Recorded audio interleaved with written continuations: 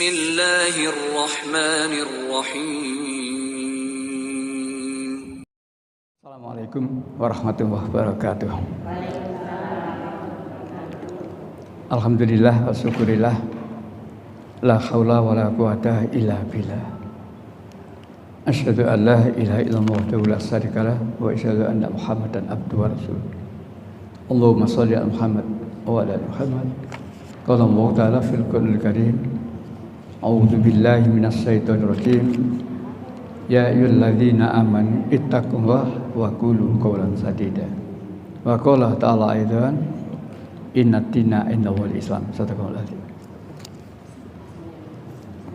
Ibu-ibu serta bapak sekalian yang saya hormati, yang dirahmati Allah, atau seperti biasa saya menyebut calon penghuni surga.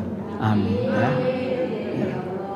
Ibu bapak tidak usah ragu-ragu, tapi harus mantep. Saya adalah calon penghuni surga, harus mantep. Ya, itu seperti yang pernah saya terangkan. Selama satu tidak murtad. Murtad langsung dicoret, seret, pindah daftar sana. Calon penghuni neraka. Naudzubillah ya. Dua, ya, jangan musyrik, jangan syirik. Begitu mempersekutukan Allah, coret, set, pindah ke sana, ya, calon penghuni neraka, ya, pindah. Ya. Yang ketiga, jangan munafik, ya, munafik. Mudah-mudahan dengan rambu-rambu seperti itu, mari kita jaga keislaman kita, keimanan kita, dan bahkan mari kita tingkatkan kualitas, ya, kualitas. Dengan kualitas iman yang bagus, akan bisa membuahkan ketaatan, membuahkan amal soleh yang maksimal, dan semoga selalu diridhoi oleh Allah Subhanahu wa taala. Salawat dan salam semoga tetap tercurahkan kepada junjungan kita Rasulullah Nabi Muhammad SAW dan seluruh pengikut-pengikutnya hingga akhir zaman nanti. Kita awali kajian pagi hari ini dengan baca basmalah. Bismillahirrahmanirrahim. Ibu bapak yang saya hormati, tema pagi hari ini ayat-ayat Al-Quran yang menjadikan pendeta dan pastor masuk Islam. Ya, jadi rotok kereng ini. Ayat-ayat Al-Quran yang menjadikan pendeta dan pastor masuk Islam. Jadi yang masuk Islam itu bukan yang kaleng-kaleng, bukan sing kelas teri, ya. Justru di sini pastor, pendeta masuk Islam. Nah, baik. Ibu bapak yang saya hormati, kita berangkat dari surat 26. Kita berangkat dari surat 26, ya. Ayat 78.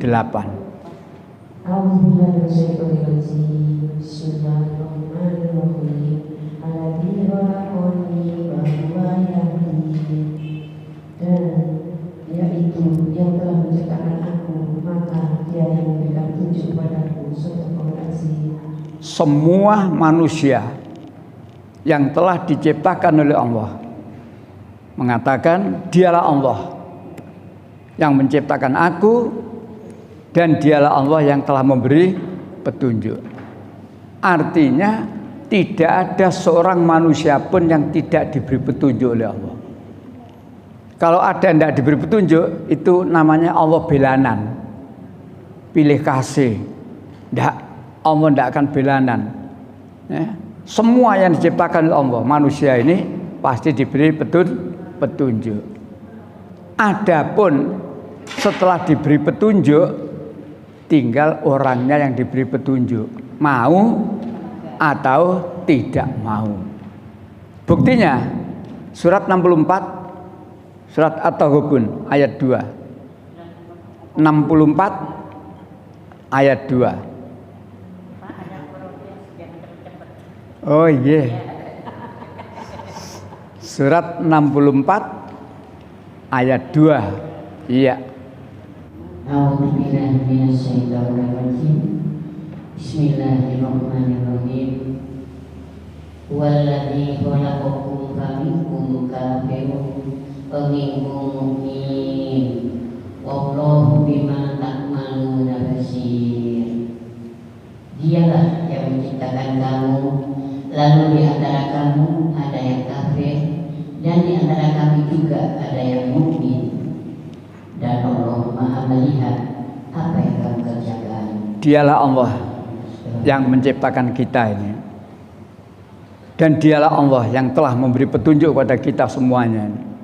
Tetapi di antara kita manusia ada yang kufur, ada yang beriman.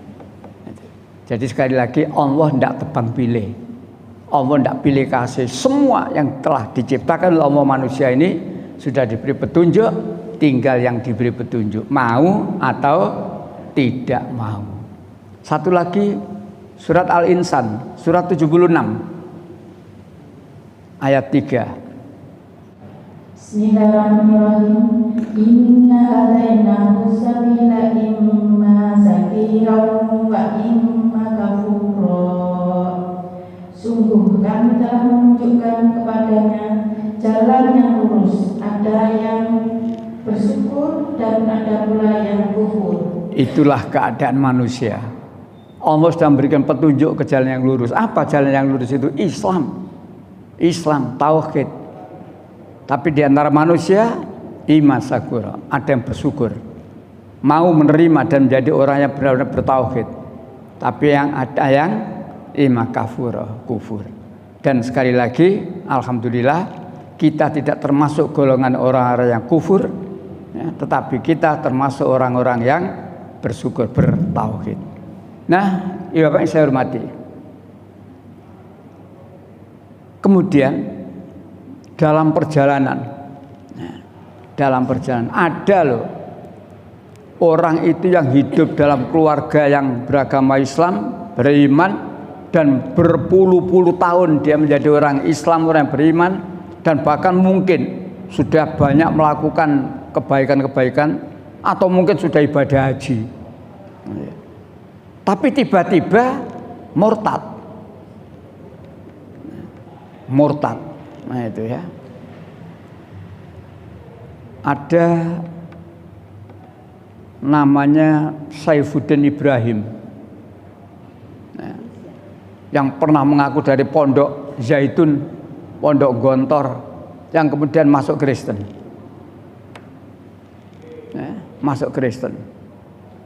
Biasanya kalau ke sana itu mesti menjelek-jelekan Islam. Jadi orang yang murtadin itu setelahnya di sana mesti menjelek-jelekan Islam. Awalnya dia didukung oleh banyak gereja, tapi lama-lama ketahuan belangnya. Akhirnya gereja tidak mendukung, bahkan memberikan peringatan. Nah, akhirnya juga mereka ke Amerika bersama istri yang baru, dan di sana terlunta-lunta. Istrinya yang baru pulang ke Indonesia, suaminya tetap di sana terlunta-lunta menjadi bambung di sana. 3 anaknya Muslim, semuanya kuat. Kuat. Bahkan pernah ayahnya diajak dialog, mengapa papa meninggalkan kami? Ada lagi yang terang-terangan, papa kembalilah ke Islam, dan seterusnya. Jadi 3 anaknya dari istri yang pertama sudah meninggal itu betul-betul berani mengingatkan orang tuanya supaya tidak menjadi orang yang murtad. Tapi yaitu murtad. Ibu bapak, semula Islam, kemudian murtad, kehilangan apa, dapat apa? Orang Islam lalu murtad, kehilangan apa? Nah, di sini yang kita harus ketahui. Jadi orang yang semula beragama Islam lalu murtad, kehilangan, tidak sekedar kehilangan iman, memang iya kehilangan iman, tapi juga yang paling top, dia kehilangan jaminan surga. Murtad, coret, semula menjadi calon penghuni surga, karena murtad menjadi calon penghuni kehilangan jaminan sebagai calon penghuni surga. Tapi dapat apa? Orang yang murtad dapat apa? Nah, dapat materi yang melimpah, Ibu Bapak. Dari mana? Ya dari tempat yang baru. Jadi murtadin itu dapat materi melimpah. Dari mana? Dari tempat baru. Terserah dia kemana. Kalau dia ke Nasrani ya dari gereja dan seterusnya. Itu yang membuat orang terbayang-bayang gitu. Apalagi kalau yang murtad itu sekelas orang yang cuma di sana tugasnya dolekno aturan Islam yang menurut kamu nggak genah. Itu loh ya. Itu. Nah, jadi ada memang orang yang murtad. Padahal orang yang murtad itu jelas. Begitu dia murtad, saat itu pula dia tetapkan oleh Allah menjadi calon penghuni neraka. Surat 3. Nah, nanti ya 85. Wa may yabtaghi ghairal Islam 85. Setelahnya itu. Ya.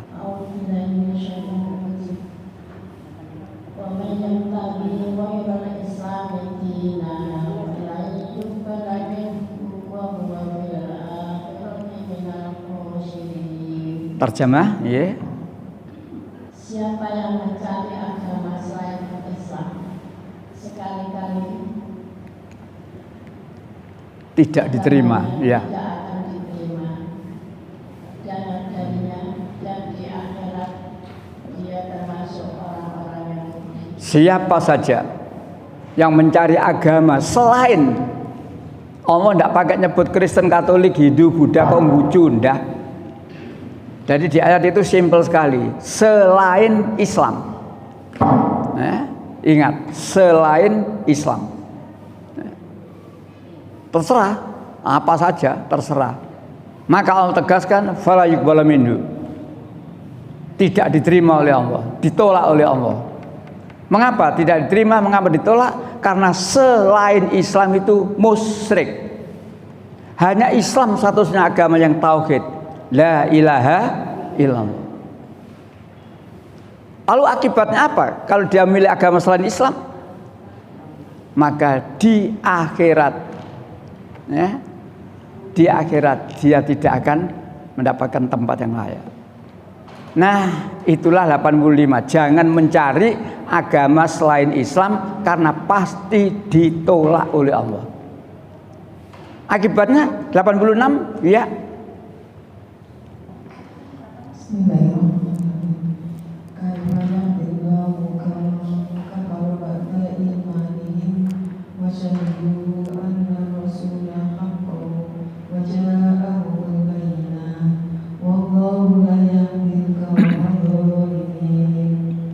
Bagaimana Allah akan memberi petunjuk kepada suatu kaum yang kafir setelah mereka beriman, serta mengakui bahwa Rasul Muhammad itu benar-benar Rasul, dan bukti-bukti yang jelas telah sampai kepada mereka.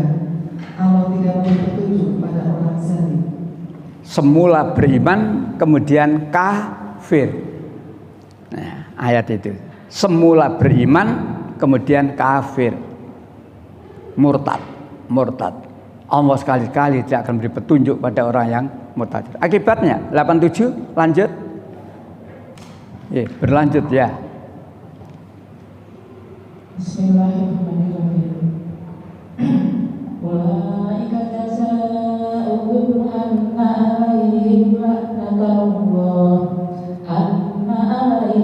la'natullahi wal malaikati wan nasi ajma'in. Ya, terjemah. Mereka itu balasannya ialah ditimpa laknat Allah pada malaikat dan manusia seluruhnya. Para murtadin itu dilaknat oleh Allah, dilaknat oleh para malaikat dan juga oleh seluruh manusia. Itu di dunia. Akhirnya terakhir 88. Khalidina fiha la yukhaffafu anhumul 'adzabu wa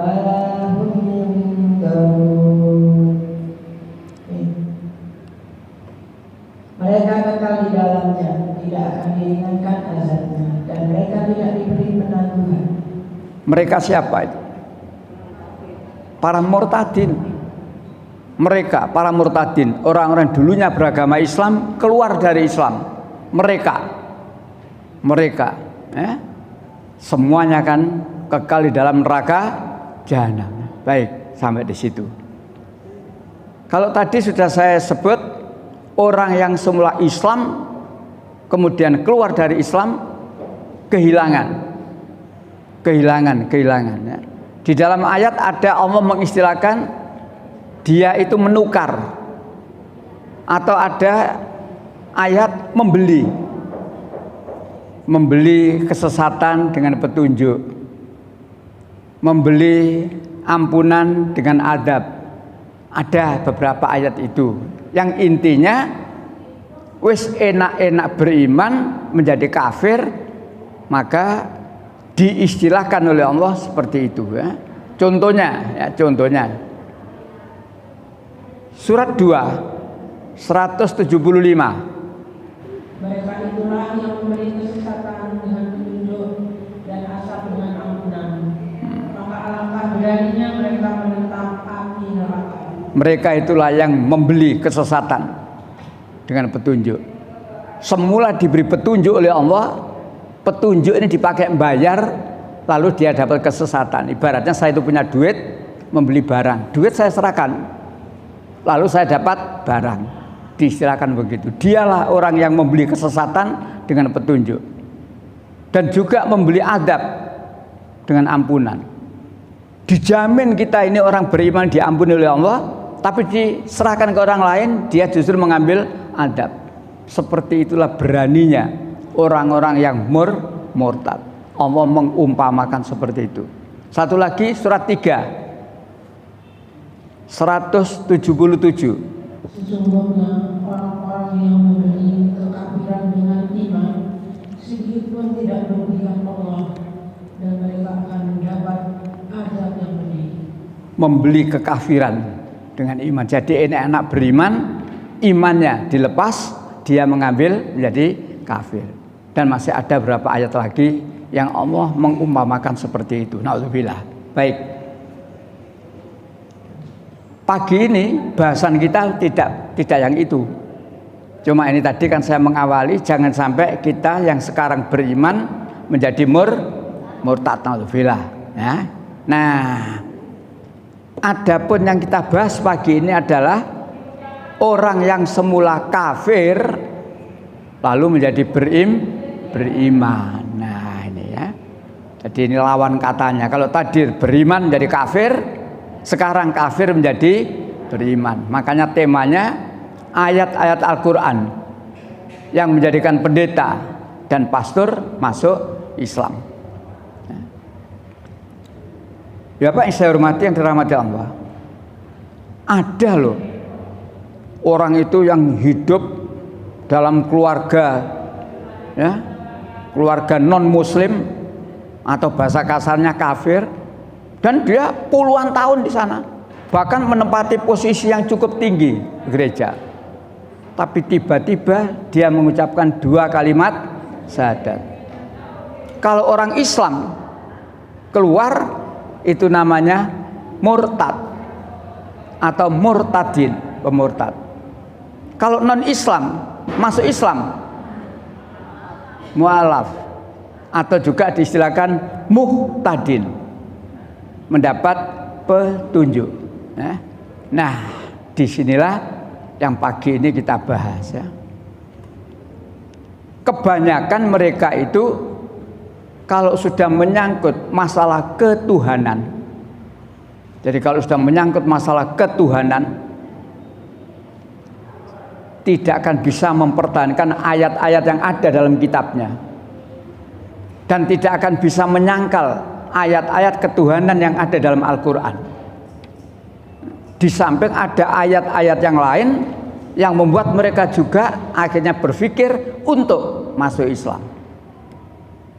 Berbicara masalah ketuhanan, hanya Islam yang tauhid. Tauhid itu kenapa?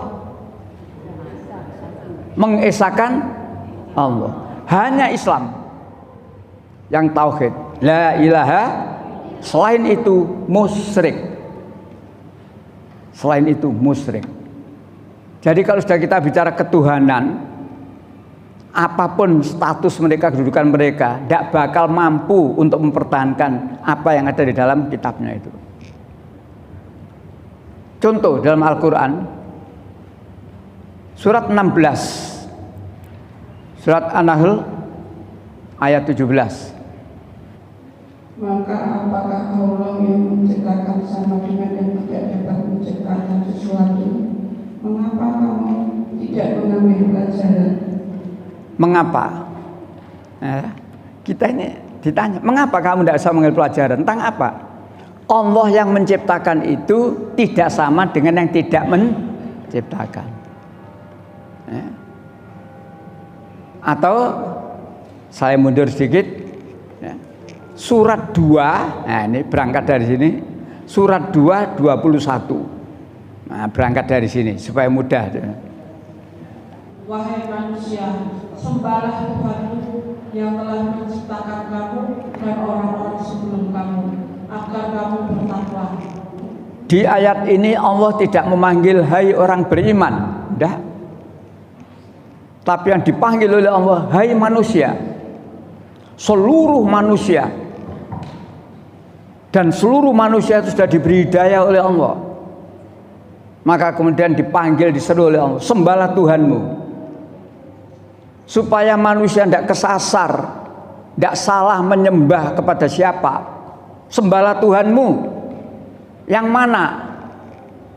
Yang telah nah itu ya, ayat ini saya biasa menekankan itu, yang telah menciptakan kamu dan yang telah menciptakan orang-orang sebelum kamu. Jadi Tuhan yang harus disembah itu adalah Tuhan yang menciptakan. Apa ada Tuhan yang tidak bisa menciptakan? Ada, menurut keyakinan orang kafir ada. Tuhan tapi tidak bisa menciptakan. Bahkan dia diciptakan. Makanya di ayat yang tadi surat 16 ayat 17 tadi itu jelas. Ya, 16 17 itu jelas itu ya. Tidak sama antara yang menciptakan dengan yang tidak menciptakan, tidak sama ya. Nah, disinilah kalau kita bicara ketuhanan. Jadi kembali surat 2 21. Tolong ayat itu pegang teguh dan jelaskan dengan gampang. Sembahlah Tuhanmu yang telah menciptakan kamu, yang telah menciptakan orang-orang sebelum kamu. Jangan menyembah Tuhan yang tidak dapat menciptakan, apalagi dia sendiri diciptakan. Nah, itu lebih jelas lagi. Kembali ke surat 16, kalau tadi ayat 17, sekarang ayat 20. Surat 16 ayat 20. Dan berhala-berhala yang mereka seru selain Allah tidak dapat membuat sesuatu apapun, sedang berhala-berhala itu sendiri dibuat orang. Berhala-berhala yang mereka seru, berhala-berhala yang mereka sembah selain Allah, tidak dapat membuat sesuatu, bahkan dia sendiri dibuat. Jadi itulah yang saya katakan, kalau kita bicara ketuhanan hanya ada dua, Tuhan yang menciptakan dan yang diciptakan. Yang diciptakan itu bukan Tuhan, yang diciptakan itu berhala. Yang Tuhan itu ya yang menciptakan. Nah, di dalam Al-Quran Allah memberikan contoh ya, supaya akal ini berfungsi. Apa kata Allah? Allah membuat perumpamaan. Allah itu maha kuasa membuat namanya nyamuk. Bahkan yang lebih hina lagi dari itu, nyamuk. Surat 2 26. Sesungguhnya Allah tidak segan membuat perumpamaan seekor nyamuk atau yang lebih kecil dari itu. Adapun orang-orang yang beriman, mereka tahu bahwa itu kebenaran dari Tuhan. Tetapi mereka yang kafir berkata, apa maksud Allah dengan perumpamaan ini?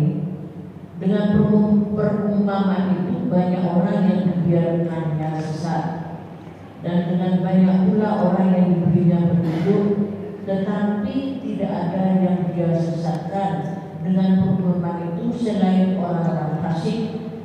Allah buat perumpamaan, tinggal manusia memahami perumpamaan itu.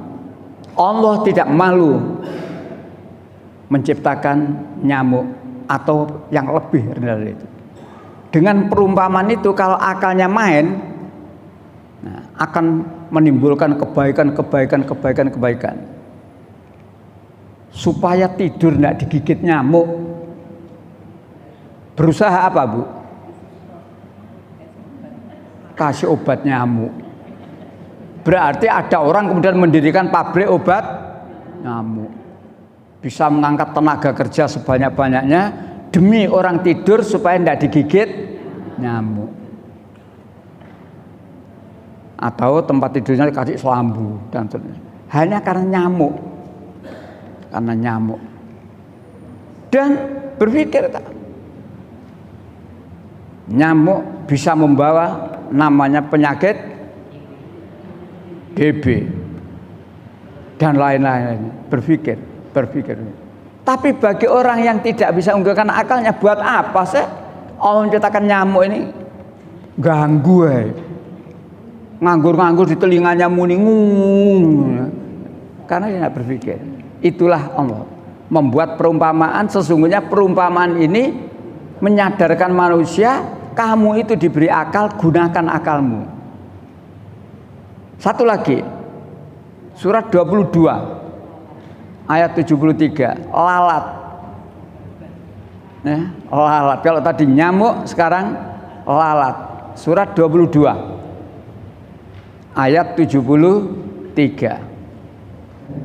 Wahai manusia, telah dibuat suatu perumpamaan, maka dengarkanlah. Sesungguhnya segala yang kamu seru selain Allah tidak dapat menciptakan seekor lalat pun, walaupun mereka bersatu untuk menciptakannya. Dan jika lalat itu merampas sesuatu dari mereka, mereka tidak akan dapat merebutnya kembali dari lalat itu. Sama lemahnya yang menyembah dan yang disembah. Yang menyembah berhala dan juga berhala yang disembah sama lemahnya. Berhala yang disembah dengan si penyembah berhala sama lemahnya. Berhala yang disembah itu di mukanya dikasih cowek, ada bubur. Terus bubur dicowek tadi dirubung laler. Apakah berhala ini bisa nggurak laler itu? Bisa. Loh, padahal dia melihat loh, Bu. Berhala itu punya mata enggak? Punya. Apakah dengan mata dia bisa melihat? Berhala punya mulut. Apakah dengan mulut dia bisa? Sampai begitu. Ini Allah mengingatkan supaya akalnya manusia dipakai. Saya membuat istilah contoh di jalan mana itu yang ada patung Jenderal Sudirman,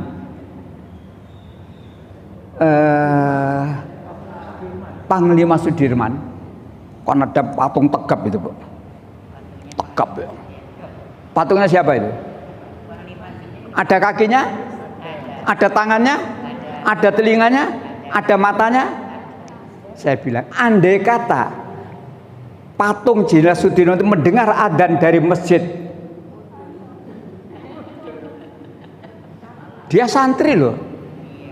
Pak Dirman itu santri Muhammadiyah, santri Teges itu. Andai kata dia mendengar adzan dari Masjid Muhajirin, dia pasti akan datang ke sana. Tetapi walaupun dia punya telinga, dia tidak akan bisa menekan lawang patung.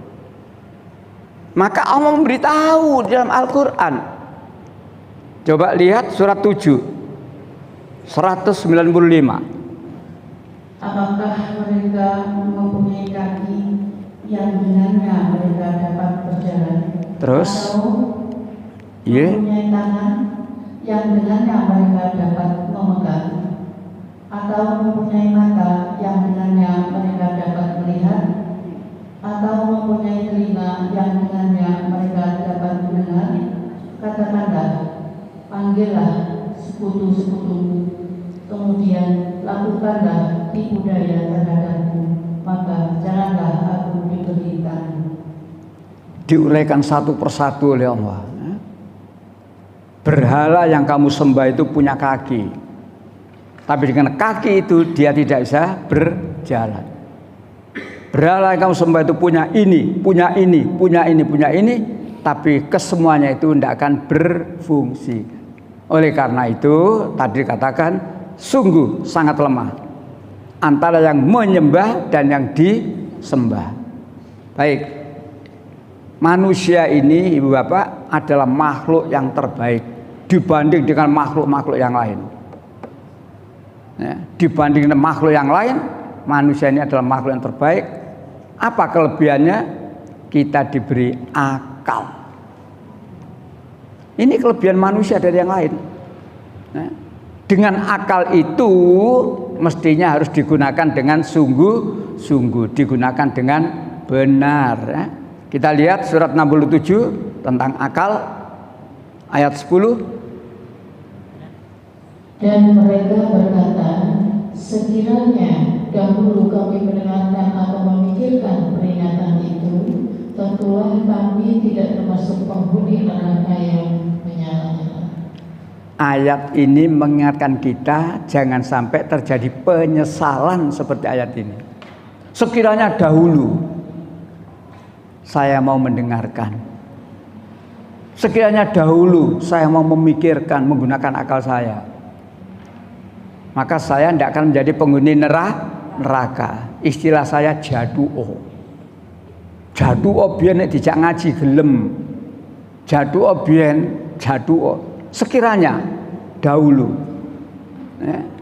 Jangan kita ini menyesali masa lalu, ya, yang sudah diingatkan berkali-kali tapi tetap tidak mau. Ya. Sekiranya, ya, kami dahulu mempergunakan akal kami dan seterusnya, tidak akan jadi penghuni neraka. Allah mengutuk, Allah mengadab orang-orang yang tidak mempergunakan akalnya. Surat 10, nama surat Yunus ayat 100. Yeah. Jadi jangan sampai terjadi penyesalan seperti yang tadi surat 67 penyesalan, dan supaya kita tahu surat 10 ayat 100. Ya. Dan tidak seorang pun akan beriman kecuali dengan izin Allah, dan Allah menimpakan azab kepada orang yang tidak mengerti. Allah menimpakan adab kepada orang yang tidak mau mengerti, tidak mau mempergunakan akalnya. Allah menimpakan adab kepada orang yang tidak mau mengerti, kuandani sampai ngene sih tetap gak percaya, tidak menggunakan akalnya. Allah pasti menimpakan adab pada mereka. Naudzubillah. Baik, ya Pak yang saya hormati. Sampai-sampai orang yang tidak mau mempergunakan akalnya tadi itu, Allah sampai tega mengatakan ulaika kal an'am. Mereka seperti binatang ternak, dedek menungso, tapi sesungguhnya perilakunya binatang. Mengapa? Diterangkan di ayat itu. Mereka punya mata, mereka punya telinga, mereka punya hati. Allah sampai tega berkata begitu saking nemeni menungsone. Nah, jangan kita kena ayat itu. Surat 7 179. Dan sungguh akan kami isi neraka jahanam banyak dari kalangan jin dan manusia. Mereka memiliki hati tetapi tidak Terus Dan mereka memiliki mata, tetapi tidak dipergunakannya untuk melihat tanda-tanda kekuasaan Allah. Terus Dan mereka mempunyai telinga, tetapi tidak dipergunakannya untuk mendengarkan ayat-ayat Allah. itulah yang diterangkan oleh Allah. Mereka punya hati, tetapi tidak dipergunakan memahami ayat-ayat Allah. Mereka punya telinga, tidak digunakan mendengarkan ayat-ayat Allah, dan seterusnya. Maka Allah memberi label. Lanjut, mereka seperti, kelanjutannya, Mereka seperti hewan ternak, bahkan lebih sesat lagi. Mereka itulah orang-orang yang lengah. mereka seperti binatang ternak. Gak enak loh ya. Seperti binatang ternak, gak enak. Seperti saja wis gak enak, apalagi kalimat berikutnya, balu mazlum, lebih hina lagi. Bagaimana memberikan contoh manusia yang lebih hina daripada binatang ternak itu? Saya sering beri contoh sebuah rumah, di belakangnya ada pekarangan, ada kandang besar berisi ayam. Lupa tidak ditutup kandangnya itu, banyak ayam. Tengah malam musang datang. Kalau musang datang, seekor musang datang, paling menangkap satu ayam, keok, paling itu. Kalau yang datang musang, ini yang datang manusia.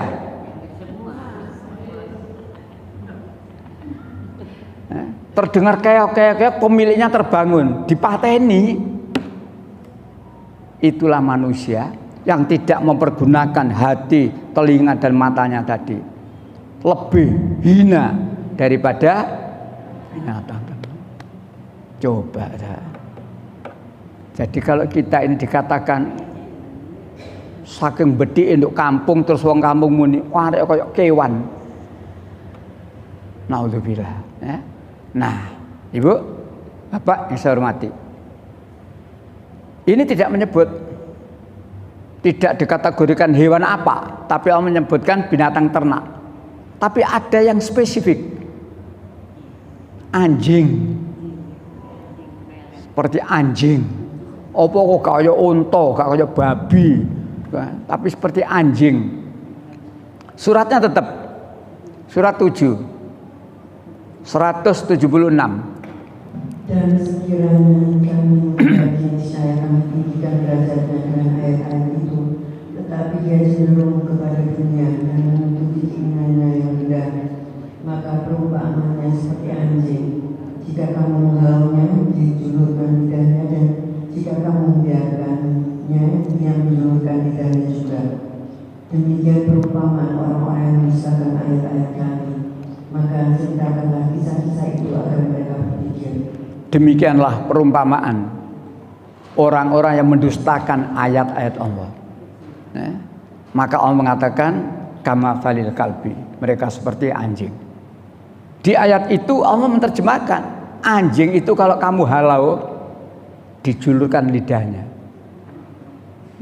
Kalau tidak kamu halau, kalau kamu biarkan ya dijulurkan lidahnya. Itu anjing di dalam Al-Quran begitu. Tapi kalau di masyarakat bukan seperti itu. Artinya ada orang yang walaupun salah kamu ingatkan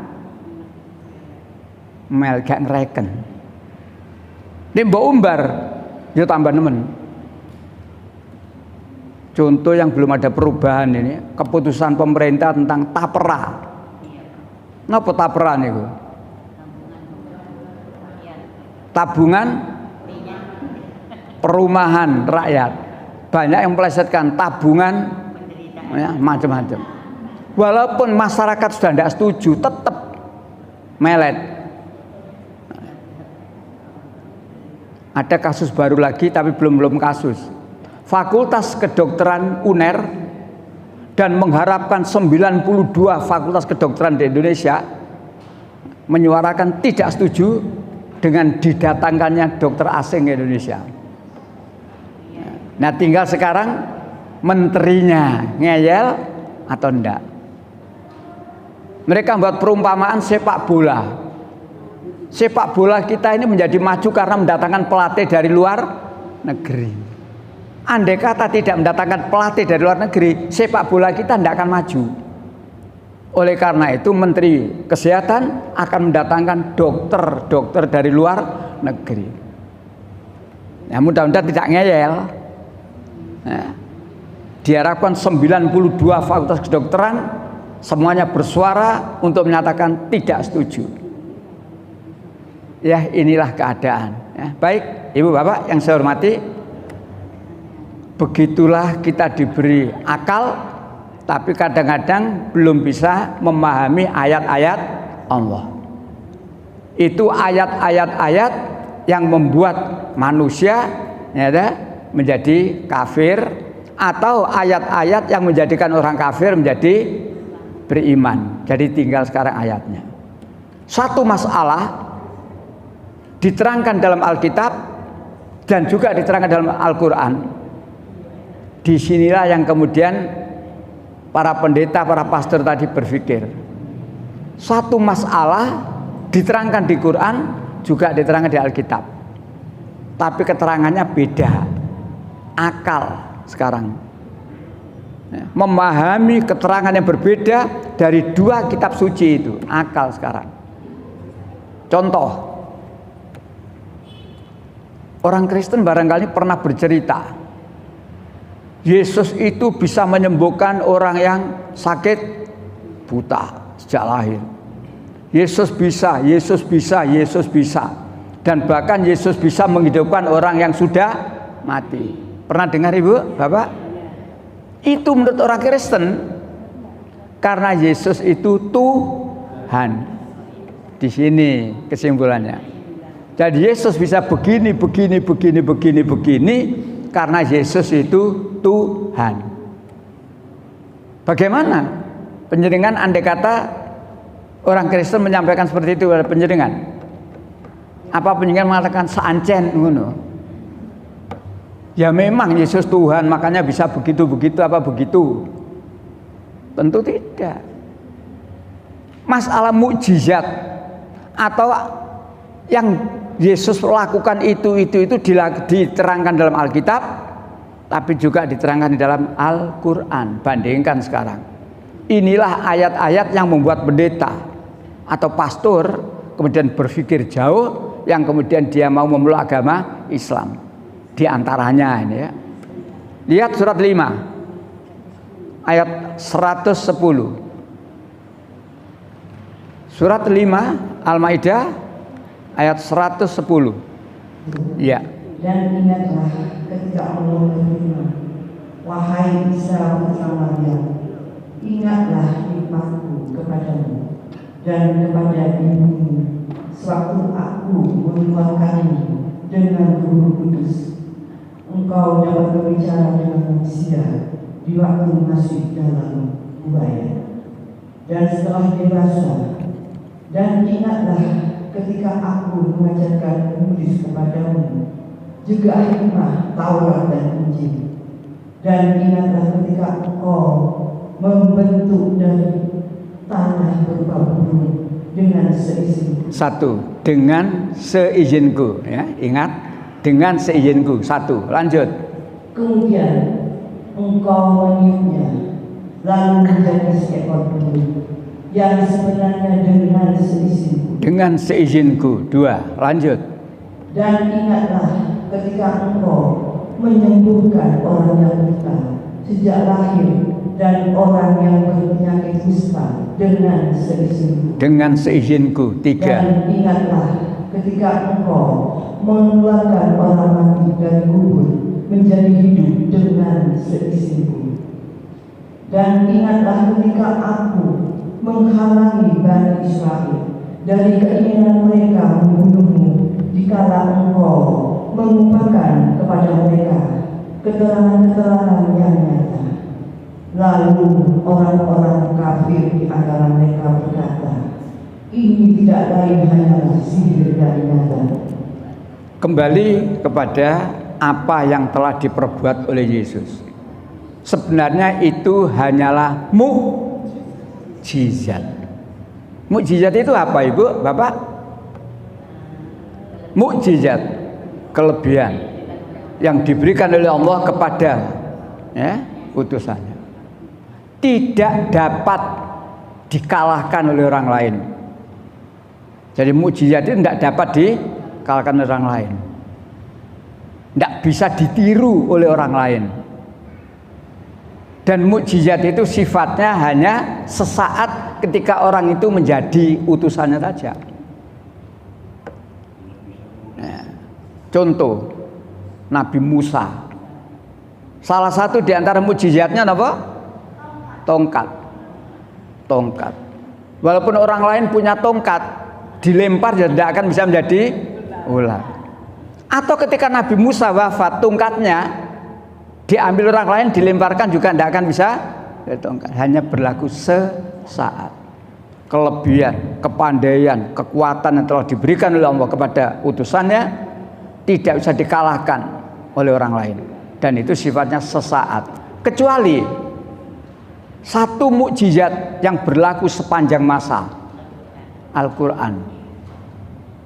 Kembali kepada ayat tadi, Yesus bisa menyembuhkan, Yesus bisa banyak sekali. Tapi Al-Quran menerangkan ada 4 tadi, bi'idni, atas izin. Jadi Yesus atau Nabi Isa menurut Al-Quran bisa begini atas izin Allah, bisa begitu atas izin Allah. Di sini bedanya.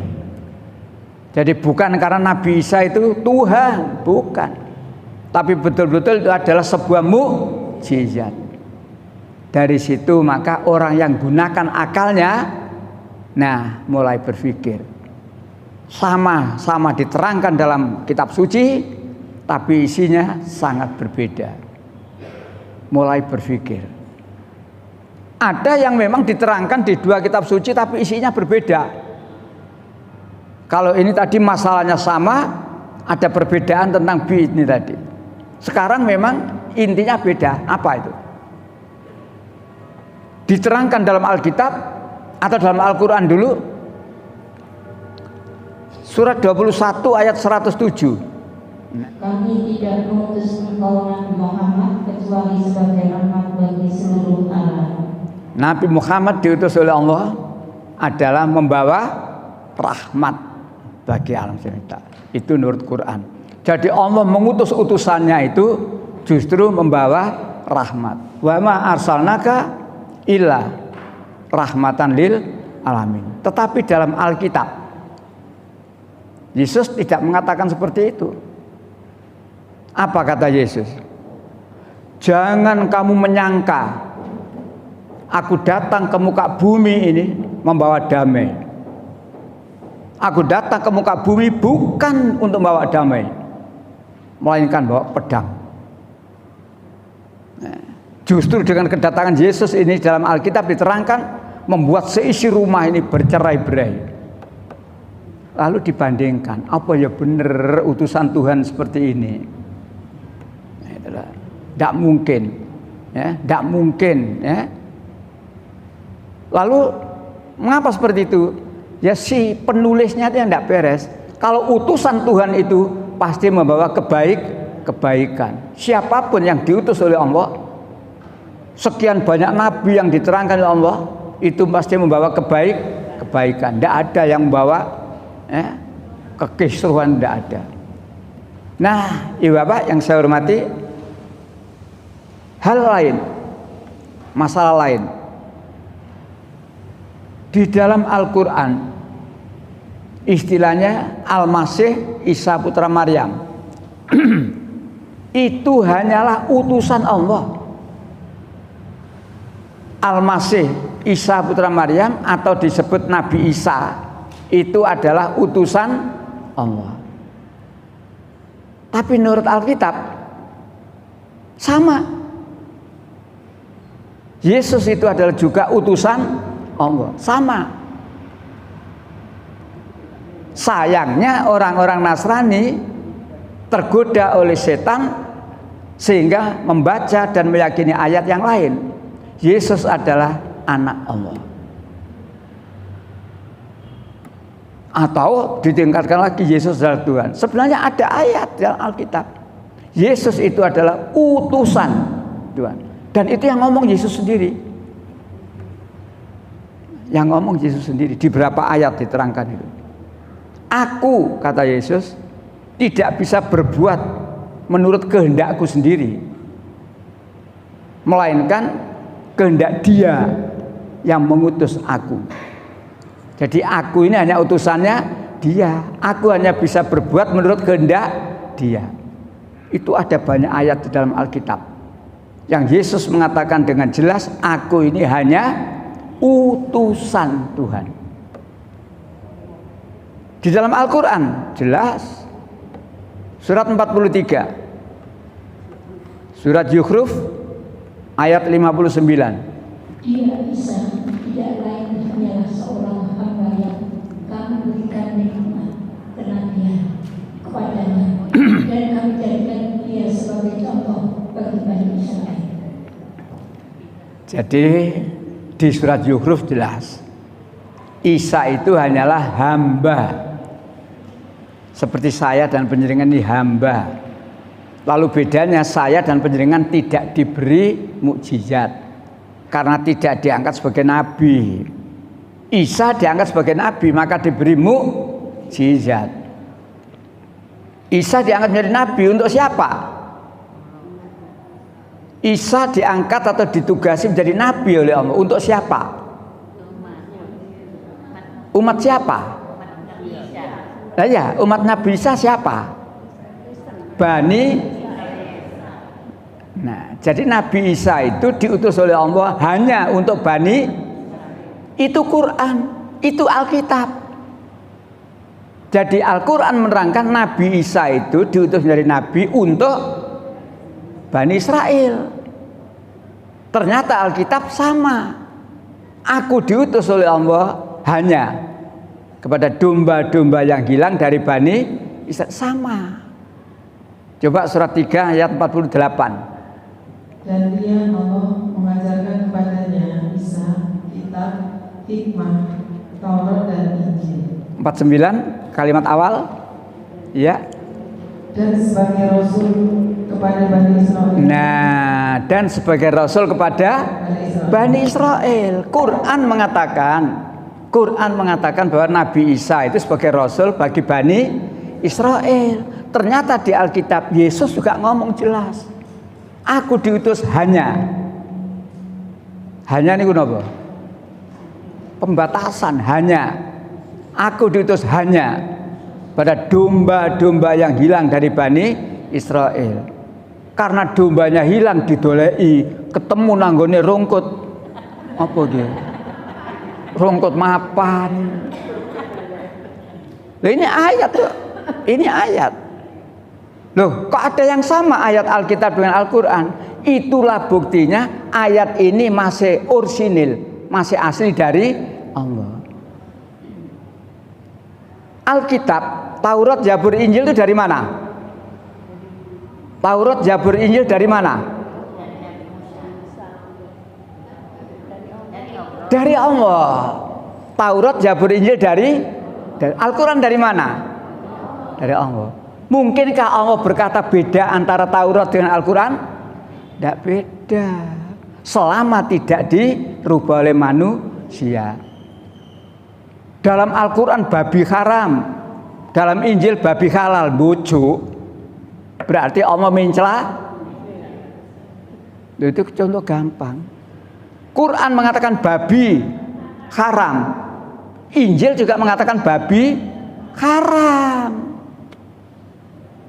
Itulah buktinya ayat ini ayat yang masih asli loh.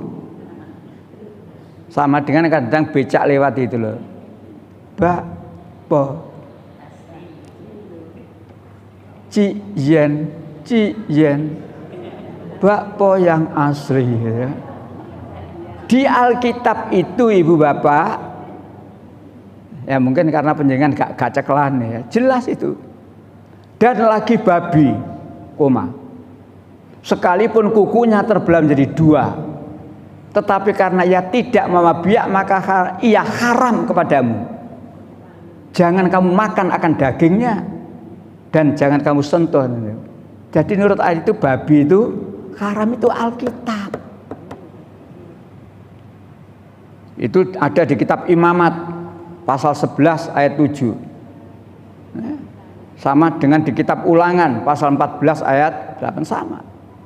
Babi haram, jangan kamu makan akan dagingnya dan jangan kamu jamak akan bangkainya. Tetapi dalam cetakan yang lain ini, kalau tadi dan lagi babi, koma. Cetakan yang lain, Alkitab cetakan tahun yang lain, dan lagi babi hutan, koma. Ditambahin apa, Bu? Jadi sing haram cuma yang di hutan, sendok pasar Kliwon, pasar Pahing. Loh, kalau saya menerangkan begitu. Oh, sekarang tidak ada. Oh, buyar ya. Wah, ketinggalan ya. Jadi tambahnya seperti itu. Jadi semula dan lagi babi, koma. Berarti babi apapun dimanapun babi haram. Lalu Injil cetakan tahun yang berbeda dan lagi babi hutan, koma. Inilah Ibu Bapak, kalau dia itu teliti membandingkan, mikir. Nah, sampai di sini dulu, saya beri contoh yang lain. Ayat yang menggetarkan hati para pendeta dan para pastor, sehingga dia rupanya dengan ayat itu berpikir sungguh-sungguh. Satu di antaranya, karena ini 3 ayat, ketiga-tiganya dimulai dengan kalimat lakot kafaro. Sungguh telah kafir. Tidak enak kalimat ini. Sayangnya orang Islam ada yang neko-neko. Kita tidak boleh mengatakan kafir. Dulu pernah tuh ada pertemuan, iku wong Islam yang neko-neko. Baik, 5:17. Sungguh telah kafir orang yang berkata, sesungguhnya Allah itu dialah Al-Masih Putra Maryam. Stop sampai di situ. Sungguh telah kafir. Siapa yang dikatakan kafir? Orang yang berkata bahwa sesungguhnya Allah itu ialah Al-Masih Putra Maryam. Jadi siapa yang menuhankan Yesus, menurut ayat ini dia adalah kafir. Pulang dia ngenangan. Gak enak, aku kok delokno kafir. Supaya kamu tidak dikatakan kafir, jangan menuhankan anaknya Maryam. Itu jawabannya. Dan ayat ini diulang lagi ulama. Kalau tadi ayat 17, suratnya tetap ayat 72. Ya, sama lakot kafaro. Ya, 5:72. Sungguh telah orang-orang yang berkata, sesungguhnya Allah itu dialah Al-Masih Putra Maryam. Padahal Al-Masih sendiri berkata, wahai Bani Israel, sembahlah Allah, Tuhanmu dan Tuhanku dan Tuhanmu. Sesungguhnya barang siapa mempersekutukan sesuatu dengan Allah, maka sungguh Allah mengharamkan surga baginya, dan tempatnya ialah neraka, dan tidak ada seorang penolong pun bagi orang-orang yang zalim itu. Itulah ayat 72. Padahal Al-Masih sendiri berkata, hai Bani Israel, sembahlah Allah, Tuhanku dan Tuhanmu. Jadi di dalam Al-Quran jelas, semua nabi, tidak hanya Nabi Isa, tidak hanya Nabi Muhammad, semua nabi ajarannya tauhid, la ilaha illallah. Tidak ada nabi yang mengajarkan selain tauhid, itu tidak ada. Bahkan kalau dia menuhankan, jurusannya jelas, menuhankan Al-Masih, kafir. Terakhir 73. Sungguh telah kafir orang-orang yang mengatakan bahwa Allah adalah salah satu dari yang tiga, padahal tidak ada Tuhan yang berhak disembah selain Tuhan yang Esa. Jika mereka tidak berhenti dari apa yang mereka katakan, pasti orang-orang kafir di antara mereka akan ditimbang azab yang pedih. Allah ialah salah satu dari yang tiga, itu maksudnya Trinitas.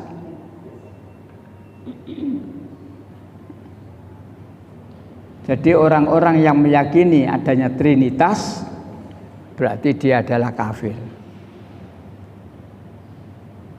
Trinitas itu terdiri dari 3 oknum, tapi dia adalah satu. Tuhan Bapa, Tuhan Anak, dan Roh Kudus. Maka kalau ibu pernah melihat, bapak pernah melihat cara berdoanya orang Nasrani, Ji-ro-lu, bilang ya. Atas nama Tuhan Bapa, Anak, dan Roh Kudus, amin. Baik, ya Bapak yang saya hormati, untuk menegaskan ya, sampai ada pertanyaan, adakah Tuhan selain Allah yang bisa ada pertanyaan. Jadi Allah menerangkan tentang kekuasaannya. Kuasa Allah diterangkan, lalu muncul pertanyaan. Coba lihat surat 27. Nah, ini ada 4 pertanyaan, tantangan ini ya. Surat An-Naml, surat 27, ayat 60. Bukankah Dia Allah yang menciptakan langit dan bumi, yang menurunkan air dari langit untukmu, lalu kamu tumbuhkan dengan air itu kebun-kebun yang berpemandangan indah, kamu tidak akan mampu menumbuhkan pohon-pohonnya. Apakah di samping Allah ada Tuhan yang lain? Sebenarnya mereka adalah orang-orang yang menyimpang dari kebenaran. Adakah selain Allah yang bisa berbuat seperti itu? Allah yang menciptakan langit dan bumi dan sebagainya. Adakah Tuhan selain Allah yang bisa begitu? Ini sampai 4 kali nanti. Lanjut Bapak. 61. 61. Bukankah Dia Allah yang telah menjadikan bumi sebagai tempat berdiam, yang menjadikan sungai-sungai di celah-celahnya, yang menjadikan gunung-gunung untuk mengokohkannya, dan menjadikan suatu pemisah antara 2 laut? Apakah di samping Allah ada Tuhan yang lain? Sebenarnya kebanyakan mereka tidak mengetahui. Adakah selain Allah ada Tuhan yang lain? Allah bisa begini. Ini kekuasaan Allah. Adakah Tuhan selain Allah yang bisa begitu? Lanjut 63. 62 dulu ya. Bukankah Dia Allah yang memperkenankan doa orang dalam kesulitan apabila dia berdoa padanya, dan menghilangkan kesusahan, dan menjadikan kamu manusia sebagai khalifah atau pemimpin di bumi? Maka di samping Allah ada Tuhan yang lain? Sedikit sekali nikmat Allah yang kamu ingat. Adakah selain Allah yang mampu mengabulkan doamu? Islam mengajarkan iyaka na'budu, hanya kepadamu kami menyembah. Wa iyaka hanya kepadamu ya Allah kami mohon pertolongan. Adakah Tuhan selain Allah yang bisa mengabulkan permohonanmu? Tidak ada. Lanjut. 3. Bukankah Dia Allah yang memberi petunjuk pada kamu dan kegelapan di daratan dan di lautan, dan mendatangkan angin sebagai kabar gembira sebelum kedatangan rahmat-Nya? Apakah di samping Allah ada Tuhan yang lain? Maha tinggi Allah terhadap apa yang mereka persekutukan. Adakah di samping Allah Tuhan yang lain? Pertanyaan inilah Ibu Bapak, kalau orang itu menggunakan akalnya, yaitu akhirnya muncul buku ini. Saya bawakan contoh buku ini. Buku ini judulnya Kisah Para Pastor dan Pendeta yang Masuk Islam. Jadi bukan jemaat yang itu. Kisah para pastor dan pendeta yang masuk Islam. Diterangkan namanya dari mana, kedudukannya dulunya apa dan sebagainya, diterangkan komplit. Andai kata penjenengan bisa cari ini saja, dakwah gampang, iki ae sedono wis. Nah, itulah ayat-ayatnya. Termasuk juga kalau tadi surat 27 sudah, sekarang surat 28 ada 2 ayat yang saya ambil contoh. Al-Qasas ya, surat 28, surat Al-Qasas ayat 71.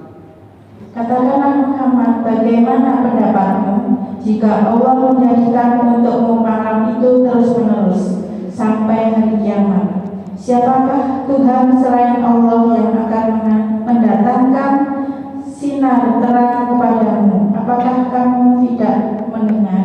Katakan Muhammad, sampaikan Muhammad, andai kata Allah menjadikan malam terus-menerus sampai kiamat, Adakah Tuhan selain Allah yang bisa memberikan terang? Seperti itulah tantangannya. Lanjut 72.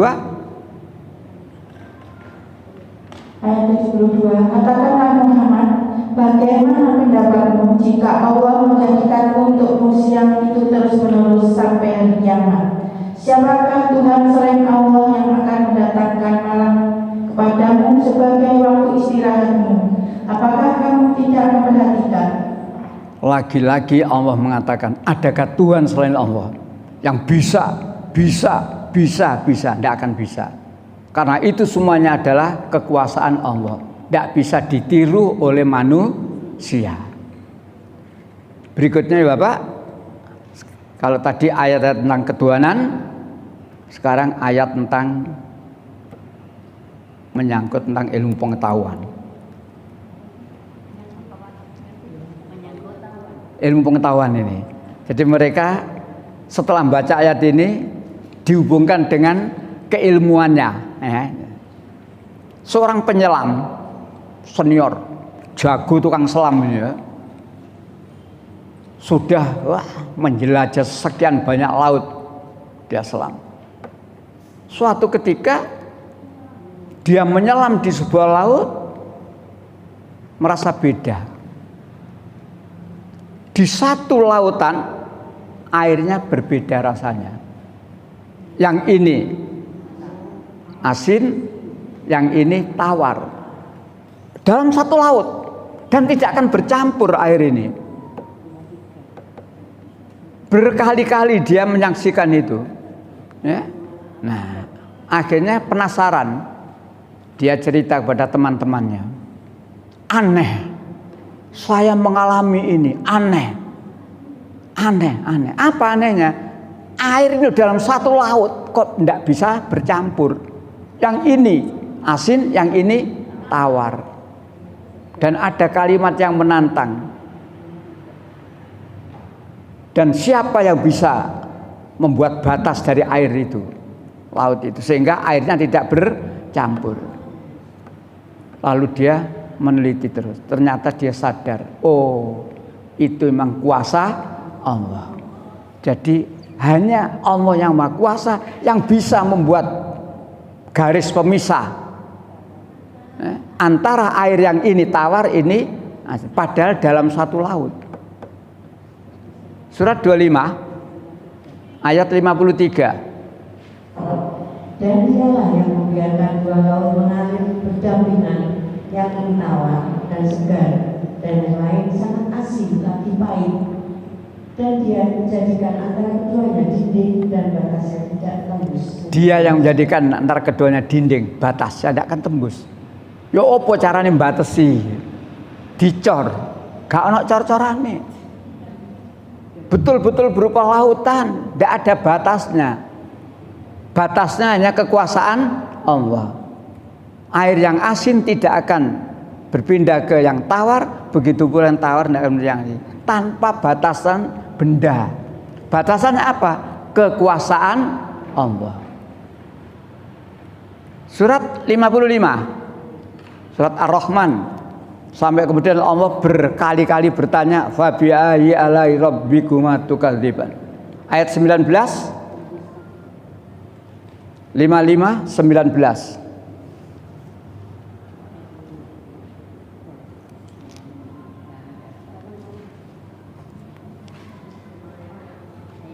Lima 19. Dia membiarkan dua laut air yang kemudian keduanya bertemu. 20. Di antara keduanya ada batas yang tidak dilampaui oleh masing-masing. Di antara keduanya ada batas yang tidak akan terlampaui oleh masing-masing. Dalam satu lautan. Tapi betul-betul air ini tidak akan bisa bercampur karena dibatasi oleh apa? Kekuasaan Allah. Jadi penyelam yang luar biasa, ya, sudah seperti itulah. Dengan ayat ini, dengan kejadian yang dia alami, maka dia kemudian mengucapkan dua kalimat syahadat. Masih ada lagi itu. Surat 27. Surat An-Naml ayat 61. Jadi ayat-ayat tentang air laut yang terpisah itu ya.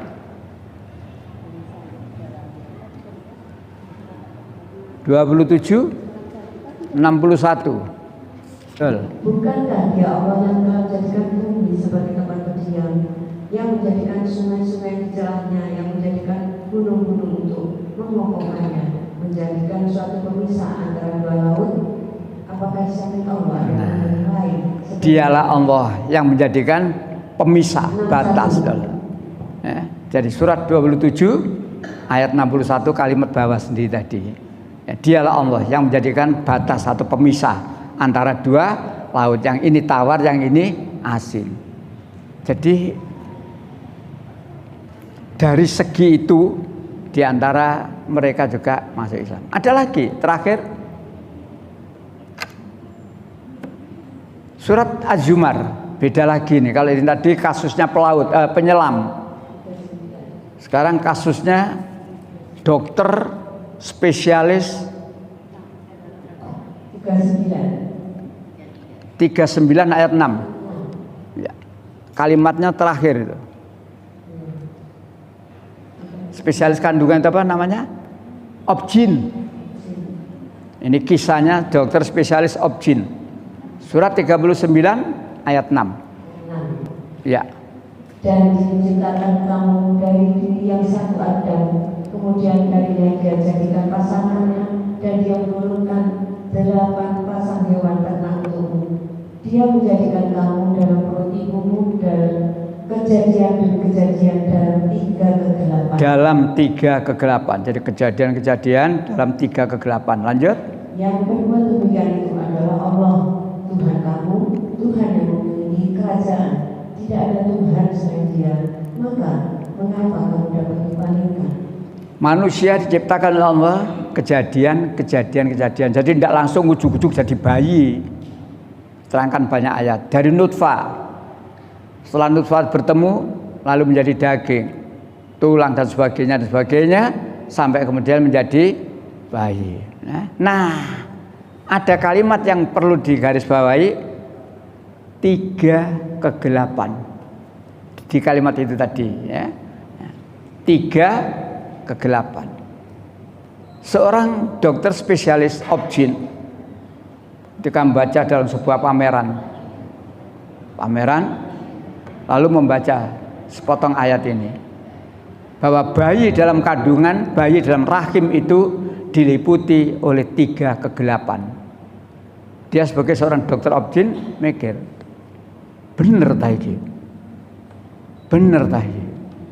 Maka akhirnya diteliti, ibu bapak, 3 kegelapan itu maksudnya dinding rahim yang menyelubungi bayi dalam kandungan. Ingat, yang dimaksud dengan 3 kegelapan itu ialah dinding rahim yang menyelubungi bayi dalam kandungan. 1, dinding rahim tadi 1, lapisan sebelah luar. Lapisan sebelah luar ialah selaput perut yang disebut peritoneum. Ya, peritoneum atau juga disebut perimetrium. Itu lapisan sebelah luar. Yang kedua, lapisan tengah yang tebal. Lapisan tengah yang tebal ialah lapisan otot-otot.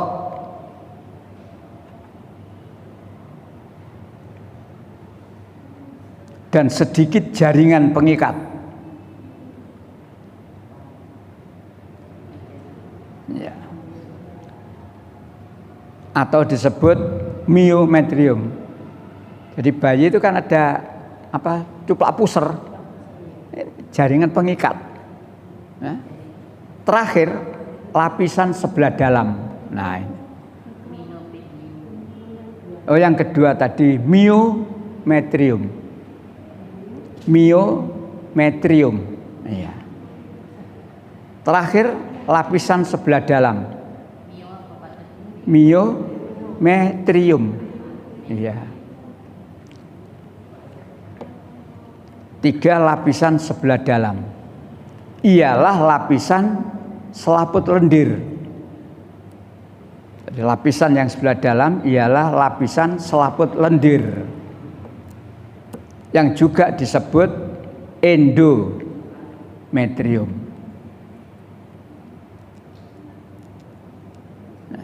Lapisan selaput lendir, endometrium. Ibu, tanda bayi yang sudah akan segera lahir itu tandanya apa? Kalau air ketuban, ini loh. Jadi ini lapisan sebelah dalam sudah pecah. Lapisan sebelah dalam ialah lapisan selaput lendir. Jadi kalau sudah pecah, nah berarti sudah tinggal oek. Nah, itulah maka Dr. S.A. Gulam, lektor kepala dalam ilmu kebidanan dan penyakit kandungan pada Fakultas Kedokteran UI Jakarta, dalam bukunya Ilmu Kebidanan Jilid 1. Jadi dia dengan ilmu yang ditekuni cocok karo Quran. Padahal Quran itu sekian abad sebelum, itulah diantara sebab-sebab mengapa mereka itu masuk agama Islam, bukan karena mendapat sesuatu, justru kehilangan. Jadi kalau ada pastor pendeta, waktu dia bertugas itu finansialnya dijamin oleh gereja. Tapi kalau dia berhenti, ditarik kembali. Kehilangan materi tapi dapat jaminan surga. Sebaliknya kalau orang Islam ke sana, nyok apa nyok itu? Nah, itulah Bapak. Terakhir, pertahankan Islam kita. Tidak sekedar pertahankan, tapi tingkatkan kualitas keislaman kita, keimanan kita. Bahkan Allah pesan, fala tamutunna illa wa antum muslimun. Dan jangan kamu mati kecuali tetap dalam keadaan beragama Islam. Husnul khotimah. Amin. Kita akhiri dengan baca hamdalah. Alhamdulillahirabbil alamin. Subhanakallahumma wa bihamdika asyhadu an la ilaha illa anta astaghfiruka wa atubu ilaik. Assalamualaikum warahmatullahi wabarakatuh.